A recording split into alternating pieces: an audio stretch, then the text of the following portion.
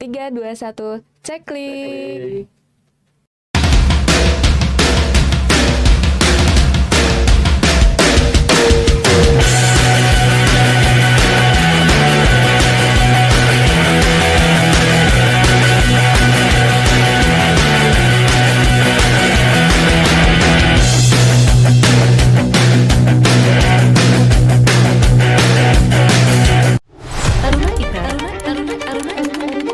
Yang belum tahu ini adalah Pak Taruna Ikrar. Kepala BPOM Republik Indonesia, Prof. Taruna. Nama saya Taruna Ikrar.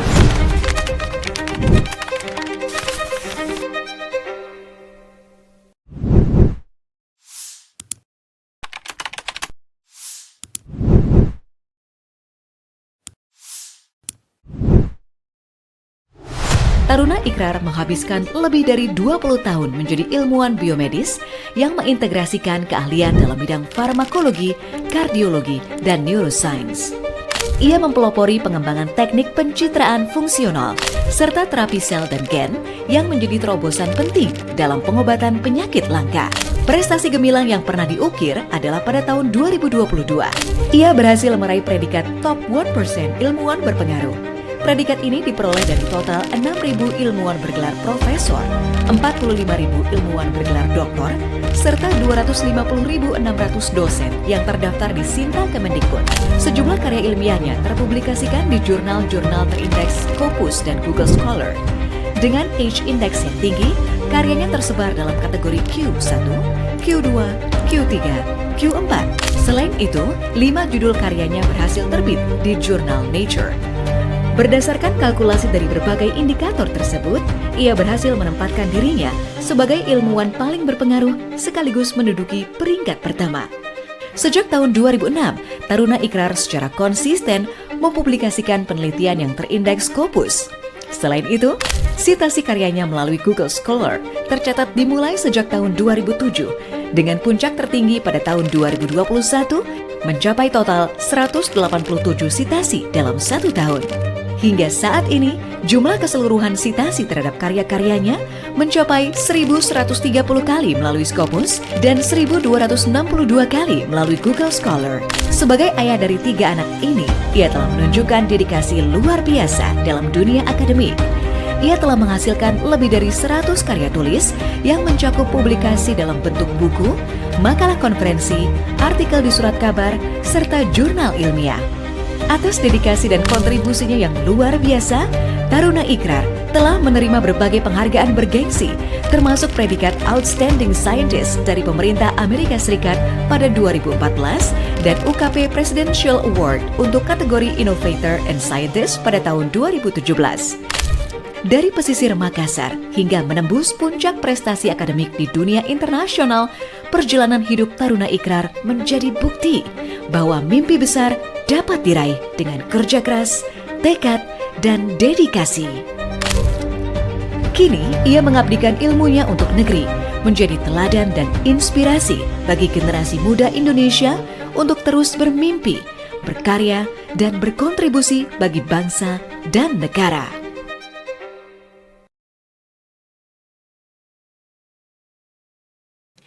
Ke pasar bawah membeli songket. Apa kabar sahabat Komet?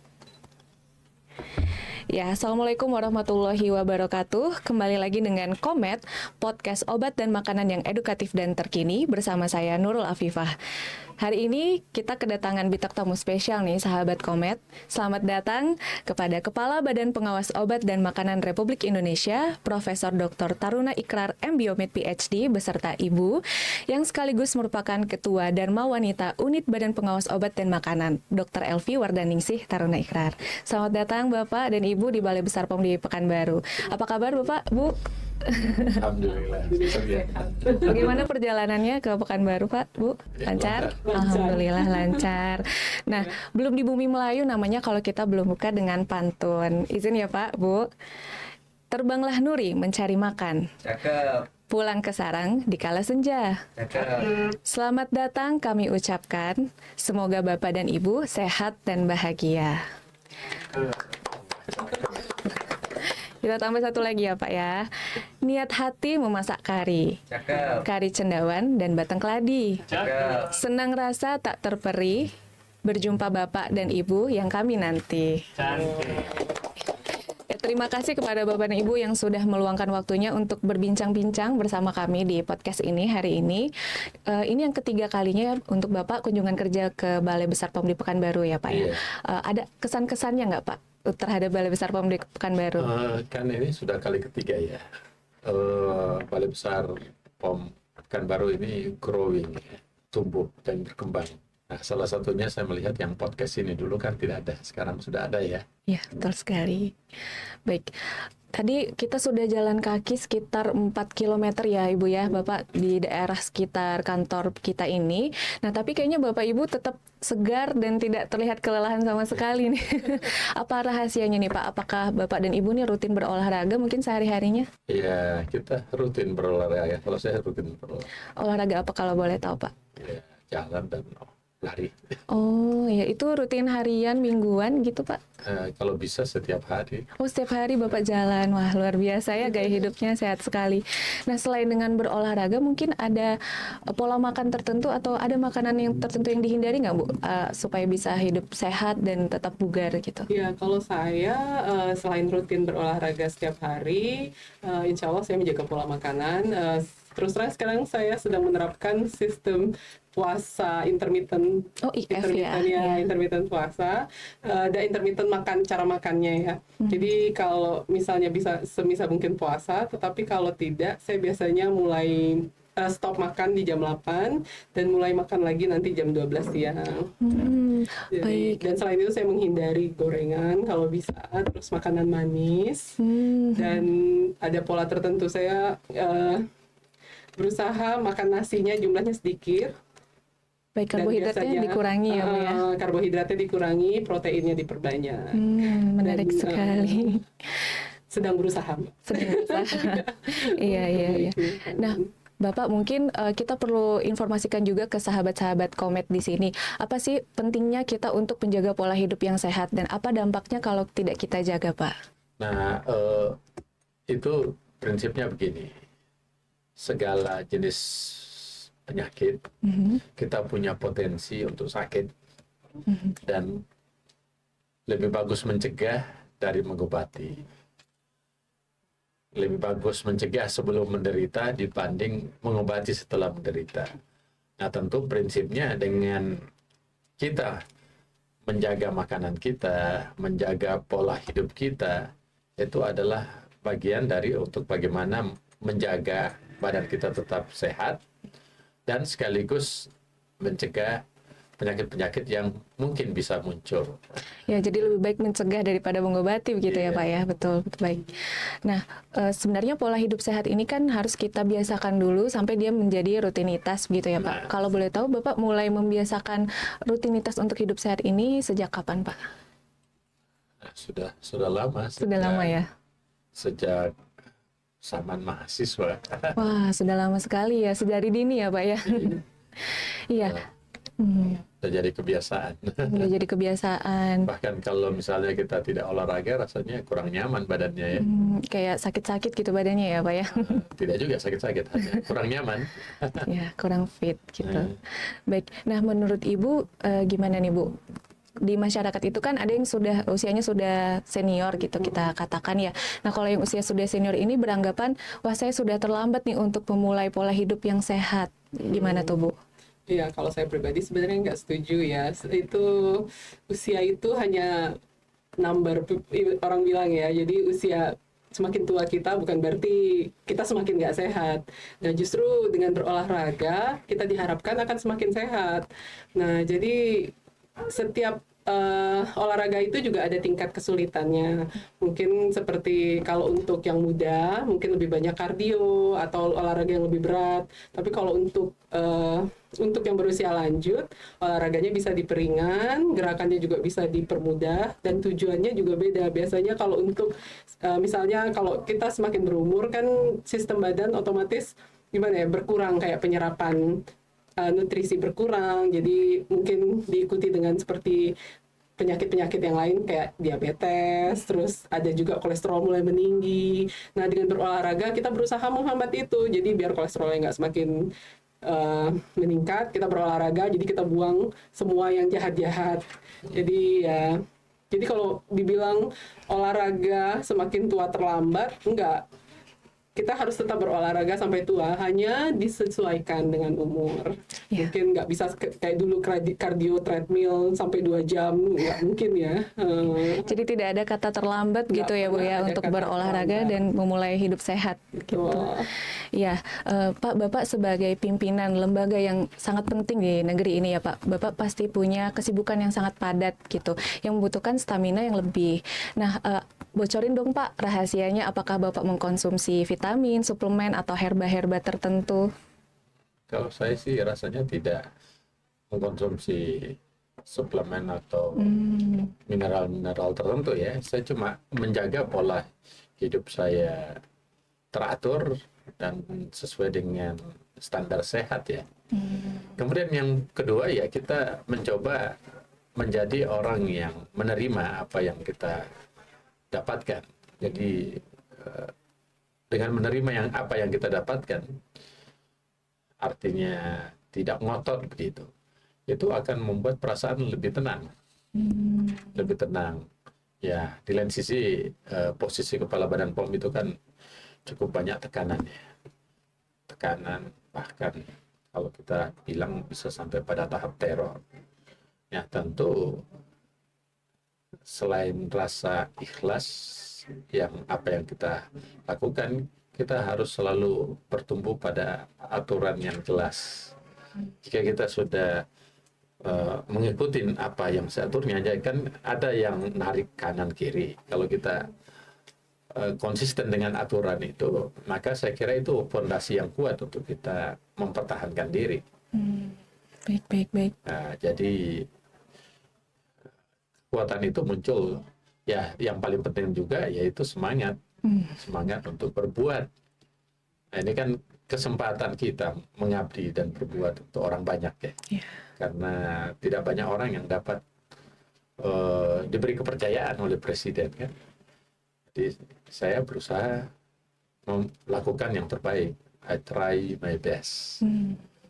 Berarti dibantu juga dengan dorongan dari dalam diri, motivasi dari diri Ya. sendiri juga gitu ya Pak ya? Ya tentu ada juga support dari keluarga, dari kan? keluarga, Dari istri. Pasti. Baik. Nah, tadi kita sudah bahas tentang kesehatan fisik ya, Bapak Ibu. Tapi isu-isu yang baru ini juga mengemuka begitu tentang kesehatan mental, terutama di generasi muda kita, di generasi remaja. Nah, mungkin ada tips-tipsnya Pak untuk sahabat Komet di sini, bagaimana menjaga kesehatan mentalnya di situasi sekarang gitu. Ya, kita tahu tantangan challenging-nya di masa sekarang ini kan, era kita ini era digital, bahkan terjadi revolusi informasi. Dulu awal-awalnya revolusi informasi itu, orang kalau mau mendapatkan informasi itu butuh waktu. Misalnya kalau ada berita butuh waktu kan, naik cetak dulu, atau berita masuk TV, tidak ada yang live. Betul. Sekarang kan live.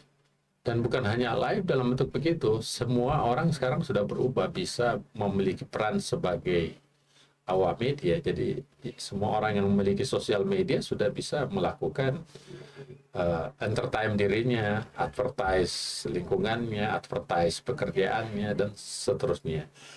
Jadi itu peluangnya berarti kan kita cepat berkomunikasi dengan dunia luar. Tetapi tantangannya tidak semuanya itu informasi itu benar. Bahkan ada yang hoax. Dan itu berdampak juga kepada yang disebut dengan digital attack. Serangan-serangan digital itu tidak bisa dihindari. Oleh karena itu, maka tipsnya di era yang seperti sekarang ini, simpelnya pada saat mengetik atau menulis di sosial media, posisikan isi otak itu di kepala, jangan di ujung tangan. Artinya begini, kita harus berhati-hati menyampaikan informasi yang ada. Terus selain hati-hati, juga harus menyiapkan diri, jangan sampai mendapat serangan dari orang, ya kan? Nah, itu yang pertama, jadi kehati-hatian. Terus yang kedua, yang paling penting menurut saya sih, kita harus bisa menseleksi informasi mana yang perlu kita baca, kita pelajari, kita read. Dan itu kan tergantung dari, kalau sosial media kan subscribe kita, jadi pintar-pintarlah membaca, subscribe, memfollow something yang memang dibutuhkan. Nah, terus yang terakhir tentu tipsnya yang paling penting, bahwa dalam hidup ini selalu ada saat-saat kita bisa mencapai puncak, tapi persiapkan diri saat-saat juga tidak bisa dipungkiri ada saatnya kayak roda berputar. Nah, contohnya saya sebagai kepala Badan POM, tentu saya tidak selamanya akan menjadi kepala Badan POM. Ada saatnya di mana saya pensiun, kan? Nah, persiapkan diri untuk pensiun itu maksudnya. Baik. Jadi bahasanya yaitu cerdas-cerdaslah dalam menggunakan segala perangkat yang berhubungan dengan era revolusi informasi sekarang ini. Baik. Nah, mungkin pada penasaran juga nih Pak, ada nggak hubungan antara kesehatan mental dengan kesehatan fisik gitu? Oh, jelas ada. Kesehatan mental itu bisa berdampak pada kesehatan fisik. Itulah yang disebut dengan psikosomatis. Psikosomatis artinya awalnya karena gangguan perasaan berupa kecemasan, ketakutan, kekhawatiran yang lama-kelamaan memacu sistem tubuh kita, apakah itu sistem kolinergi kita, sistem parasimpatik kita, sehingga secara sistematik menimbulkan efek fisik. Contohnya misalnya orang yang dalam kondisi cemas yang berlebihan dalam waktu tertentu kan minimal bisa berakibat dia sakit lambung karena stres, karena ketakutan, kan begitu. Atau juga karena kepikirannya berlebihan juga tanpa ada ventilasinya, akhirnya dia bisa berakibat headache, sakit kepala, kemudian sesak napas. Ya, jadi kesehatan jiwa, psikologi kita, psikis kita itu bisa berdampak pada fisik kita. Berarti Jadi saling berhubungan. kita harus juga bagaimana memperhatikan aspek psikis ini perlu kita jaga dengan baik. Yang tentu salah satu caranya kan selain mengatur ritme emosi kita, juga yang paling penting kita harus ada sandaran. Dan kita adalah orang yang beragama, kita percaya bahwa tidak semuanya kita bisa atur, tidak semuanya dalam kendali kita, ada di luar kendali manusia. Itulah yang disebut tawakal, berserah diri dalam hidup. Yang saya sering bahasakan itulah kita harus ikhlas menerima apa yang kita hadapi dan menganggap kalau ada challenge, ada tantangan, ada masalah, itu mungkin adalah proses untuk kita bisa naik kelas.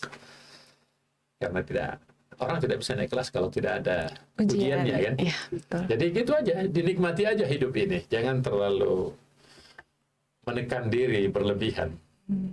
Baik, berarti kuncinya itu sebenarnya adalah kesehatan mental itu pasti berpengaruh dengan fisiknya Iya, nanti ya Pak ya. berpengaruh. Tinggal gimana kita Tapi mengelolanya. harus diingat juga kesehatan fisik juga berpengaruh terhadap Kesehatan mental. Gimana tuh Pak? Iya kan? Kalau orang misalnya mengalami gangguan, contoh yang paling konkret misalnya gangguan darah tinggi, kan dampaknya dia mungkin akan sering sakit kepala. Sering sakit kepala dampaknya emosinya kurang bisa tahan, mungkin bisa pemarah dan sebagainya, kan? Iya, betul. Nah, itu contoh yang paling real, fisik mempengaruhi psikis. Jadi dua arah, psikis mempengaruhi fisik, Fisik. fisik mempengaruhi psikis. Jadi dia saling terkait ya, Pak ya. Oleh karena itu kita perlu jaga kedua-duanya, jaga kesehatan fisik dan jaga kesehatan jiwa. Ya, siap. Menarik sekali. Nah, kali ini untuk Ibu nih pertanyaannya, Bu. Saat ini di Indonesia kasus diabetes dan juga gangguan ginjal pada anak dan remaja itu meningkat ya, Bu, cukup signifikan. Nah, sebagai seorang dokter, bagaimana pendapat Ibu tentang ini, Bu? Ya, kembali kepada makanan ya sebenarnya ya. Seperti yang Bapak Kepala tadi sudah jelaskan di luar, itu overweight, stunting, mikronutrien defisiensi di Indonesia jumlah kasusnya masih sangat tinggi ya, sedangkan yang normal itu cuma 20%. Jadi itu kembali pada makanan asupan gizi yang anak-anak kita makan. Jadi kalau misalnya diabetes mellitus itu biasanya terjadi pada pasien-pasien overweight. Nah, itu makanannya harus kita jaga, asupan gula, masuk kalau ginjal itu biasanya iodium, asupan garam, itu pengaruh. Jadi ya pola makanannya harus dibenarkan, terus pola makanan harus kita jaga supaya saya kadang mikir gini, maksudnya kadang kita banyak dari ibu-ibu, dari orang tua yang berpikir, oh nggak apa-apa kalau kecil anak kita overweight, nanti besarnya akan kembali sendiri, diet sendiri. Jangan, sudah terlambat. Kalau mereka, jadi ada yang bilang kan 5 tahun itu masa emas, golden period ya. Nah, saat itu yang harus kita jaga sebenarnya, jangan sampai overweight. Kalau tinggi nggak apa-apa, asupan gizi secukupnya. Jadi jangan sampai susu berlebihan, gula berlebihan, dan pola makan itu sangat penting karena pola makan itu yang terbentuk pada anak-anak akan berlanjut sampai mereka dewasa. Jadi ya perbaiki pola makanan dan perbaiki asupan gizi. Jadi kalau saya pribadi jajan-jajanan itu saya selalu cek label ya. Jadi berapa kalori, berapa iodium, berapa ini, mungkin itu kelihatannya sepele ya. Kalau anak saya bahkan saya ajarkan untuk membaca berapa ini kalorinya, berapa ini gizinya ya. Kadang anak saya protes awalnya, why, kenapa gitu. Harus saya ini, nggak apa-apa, kamu sekedar tahu, saya bilang gitu. Walaupun saat ini anak paling bungsu saya juga sedang belajar untuk maksudnya membatasi makanan gitu, karena mungkin dari kita gampang untuk diomongkan tapi susah untuk dipraktekkan gitu pasti, tapi ya kita harus berusaha terus. Jadi perhatikan pola makanan, perhatikan asupan gula, perhatikan asupan nutrisi, semuanya. Ya, itu caranya untuk mencegah semua penyakit. Saya rasa sih masyarakat Indonesia sudah cukup pintar, tahu apa penyebab diabetes dan apa penyebab gagal ginjal ya. Jadi semuanya mulai dari yang kecil-kecil. Ya, begitu. Ya, ini sebenarnya sejalan juga dengan jargon BPOM ya, Bapak Ibu, yaitu cek kemasan, cek label, cek izin edar, dan cek kadaluarsa. Tadi sebagaimana Ibu sudah sampaikan, cek label ya, Bu, karena di label itu ada tabel informasi nilai gizi. Nah, di dalamnya ada ketentuan kalori-kalorinya atau gulanya dan lain-lain. Dan yang paling penting itu adalah jumlah takaran saji dan sajian perkemasannya. Jadi dalam satu kemasan itu belum tentu untuk satu kali makan gitu ya. Jadi harus hati-hati ya, sahabat Komet ya. Ya, baik. Tidak terasa nih Bapak Ibu, kita sudah sampai di penghujung podcast kita. Pembahasannya sebenarnya sangat menarik, namun waktu kita terbatas gitu ya. Nah, mungkin terakhir ada pesan-pesan gitu atau closing statement dari Bapak atau dari Ibu untuk sahabat Komet yang agar bisa menjaga pola hidup yang sehat. Untuk sahabat semuanya, untuk menjaga hidup sehat, yang paling penting sebetulnya dua. Satu, kita harus menjaga keseimbangan kesehatan fisik dan kesehatan jiwa. Dan yang kedua, kita harus jaga makanan. Karena sebetulnya hampir 80% munculnya penyakit itu dari pola makan atau makanan itu sendiri. Jadi kalau dua hal itu dijaga, saya yakin sahabat akan selalu sehat dan bahagia. Ya, dari Ibu mungkin ada, Bu? Kalau saya hanya menambahkan dari Bapak, Kalau menurut saya ada salah satu yang perlu kita jaga, kebiasaan. Jadi kesehatan itu berawal dari kebiasaan. Kalau dari awal kita sudah terbiasa hidup sehat, terbiasa olahraga, terbiasa makanan yang bergizi, terbiasa makan yang terkontrol, tidak terbiasa makan gula, tidak terbiasa makan yang terlalu yang terlalu asin atau terlalu ini. Nah, itu akan berlanjut terus sampai besar. Jadi di awal dari anak-anak juga sampai insya Allah akan berlanjut terus. Jadi perbaiki kebiasaan, insya Allah hidup akan selalu terjaga. Ya, luar biasa pesan-pesan dari Bapak dan Ibu. Terima kasih banyak. Semoga pesan-pesannya sampai ya kepada sahabat-sahabat Komet semua dan bisa dipraktekkan gitu biar bisa sehat juga kayak Pak Taruna dan Ibu Elvi ya. Nah, kita sampai di penghujung podcast kita Bapak, Ibu, tapi tidak afdol rasanya tadi kita awali dengan pantun, kalau tidak kita tutup dengan pantun lagi. Izin ya Pak ya. Dari Rokan ke Indragiri, membawa nira di dalam peti. Izinkan saya undur diri, di lain waktu kita bersua lagi. Ya, demikian kita akhiri dengan wabillahi taufiq wal hidayah. Wassalamualaikum warahmatullahi wabarakatuh. Waalaikumsalam. Kita izin warahmatullahi wabarakatuh. ya. 3, 2, 1, cek klik.